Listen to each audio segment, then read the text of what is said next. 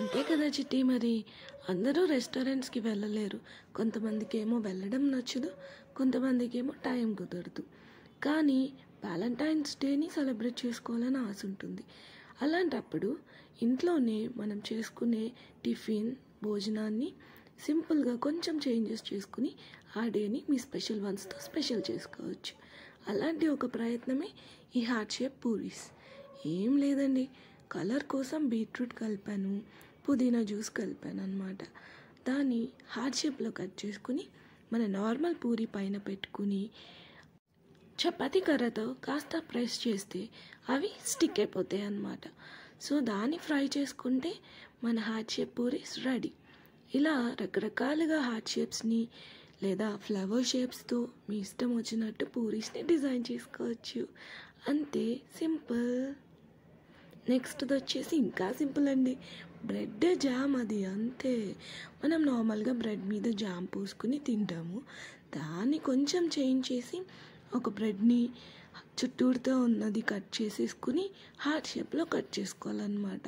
ఒక వేరే bread piece తీసుకుని దాని మీద జామ్ వేసుకుని మన హార్ట్ షేప్ హోల్ చేసిన ఇంకో బ్రెడ్ని తీసుకొచ్చి దీని మీద పెడితే ఎంతో కలర్ఫుల్గా కనిపించే heart shape bread and jam ready.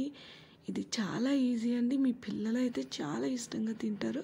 ఇలా చేసి పెట్టండి బాక్స్లో, కానీ చాలా బాగుంటుంది. ఇంకొక రెసిపీ స్ట్రాబెర్రీ యోగర్ట్. ఇదేం లేదండి, ముందుగా పెరుగుని కొంచెం మనము జల్లీలో వేసుకుని లేదా క్లాత్లో పెట్టుకుంటే దాంట్లో ఉన్న వాటర్ అంతా డ్రాప్ అయిపోయి పెరుగు గట్టిగా అవుతుందన్నమాట. దాన్నే యోగర్ట్ అంటారు.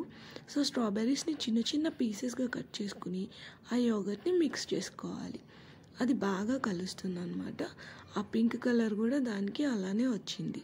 దాన్ని ఒక ట్రే మీద బేకింగ్ పేపర్ వేసి స్టిక్ అవ్వకుండా ఉండడానికి మన స్ట్రాబెర్రీ యోగర్ట్ని హార్ట్ షేప్స్లో చేసి పెట్టుకోండి.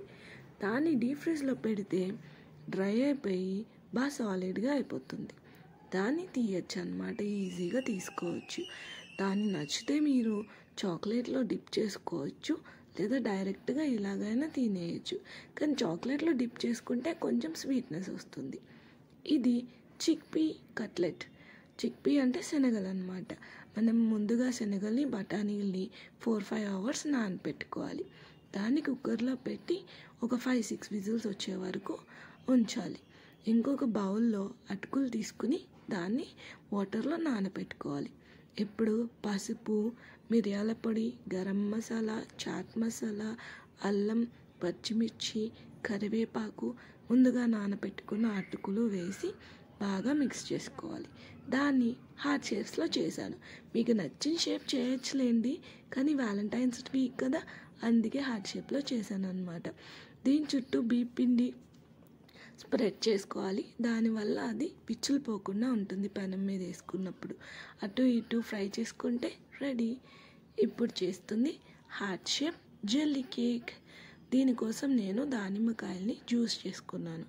అందులో కార్న్ఫ్లోర్ కలిపి షుగర్ వేసుకుని బాగా మిక్స్ చేసుకోవాలి. ఇప్పుడు దీన్ని పెనం మీద వేసుకుని బాగా కలుపుతూ ఉండాలి. నేను చేసిన రెసిపీలో చక్కెర కొంచెం తగ్గింది. మీరు చేయాలనుకుంటే కొంచెం చక్కెర యూస్ చేసుకోండి. బాగా స్వీట్గా తినే వాళ్ళు ఒక 5-6 స్పూన్స్ వరకు వేసుకోండి. మా దానిమ్మకాయ పుల్లగా ఉండడం వల్ల చాలా పుల్లగా వచ్చిందనమాట. సో ఇది దగ్గర పడిన తర్వాత నేను హార్ట్ షేప్ మోల్డ్ తీసుకున్నాను. నార్మల్ ప్లేట్లో వేసుకున్నా మీకు సెట్ అయిపోతుంది. దాన్ని పీసెస్ కింద కట్ చేసుకోవచ్చు. అంతే.